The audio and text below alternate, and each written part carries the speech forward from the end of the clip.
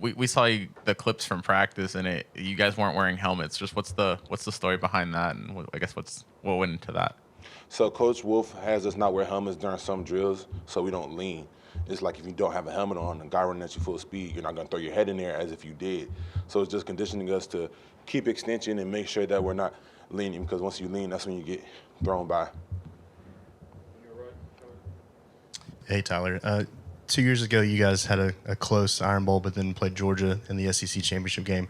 You weren't here yet, but do guys that were on this team maybe mention that as something to maybe learn from 2 years ago?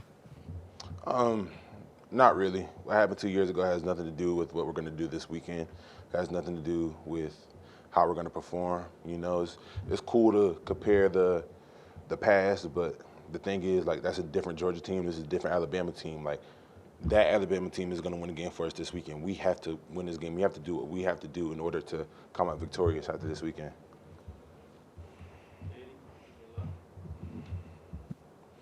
Is there any talk among the team about kind of feeling disrespected staying at 8 in the polls and the rankings week after week, or just kind of talking about what the opportunity y'all have in front of y'all to kind of make a statement to the committee this week? We really don't try to pay attention to that. We try to control what we can control. What we can control as far as the poll and the committee goes is going out and dominating this weekend and really forcing their hand. Tyler, from afar, it seemed like some of you guys coming together as an offense sort of started with the last drive of that USF game where you were able to kill most of the clock there. Was that an important moment for you guys? So you're referencing the second half of the USF game, just keeping the ball away? That last drive. The last drive, oh yeah, that's just been a staple of our offense. There's been a few games where the offense had the ball last and we had to keep the ball away from the defense. So just being able to control the clock like that, that's major. And like you said, that was a big turning point for us, for everybody.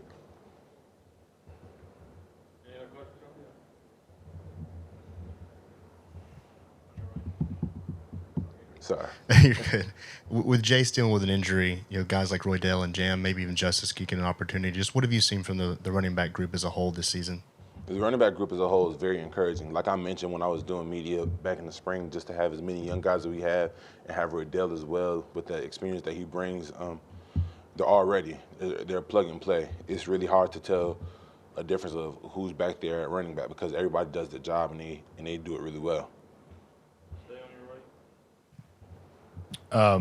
Seems like since the bye, Milrow has showed more of an ability to step up and run at times. How much does just his growing pocket awareness help what you guys are all trying to do play to play?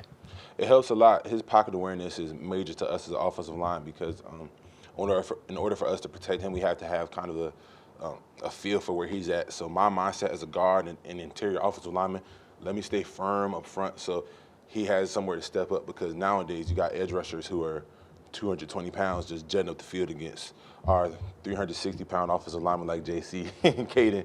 So just for him to have awareness to step up in the pocket and make those big plays, that's major, and that just shows how much better he's getting and how much better everybody's getting, and that's what really encourages me about this team. That's why I'm so proud of everybody on this team. Like week by week, we're getting better at something. What have you seen from Georgia's defense and their pass rush? From Georgia's defense and their pass rush is definitely going to present a challenge for us.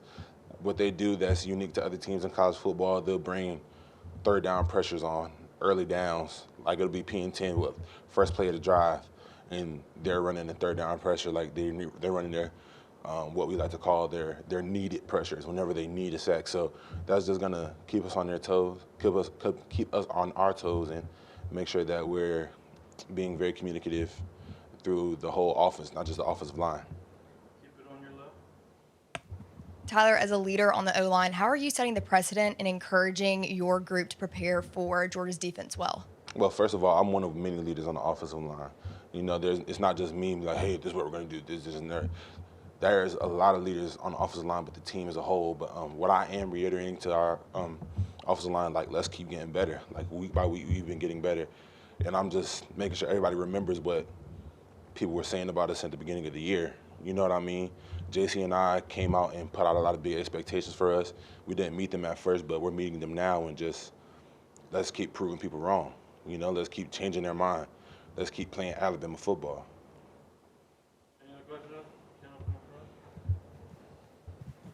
Along those lines, how has the offensive line grown and evolved from the early season to this point? We've grown and evolved as an offensive line so much in so many ways, but I'd like to point out how we've kind of gelled a lot better. You know, we're getting a better feel for everyone on the offensive line, and our technique has gotten a lot better as well. Like, it just took a little bit of time, you know? And so every week, every day in practice, we're getting better. We find something else to get better at, you know, and that's just due to us really wanting it and Coach Wolf driving us. Any other questions, Tyler? Thank you. All right, thank you. Have a good weekend.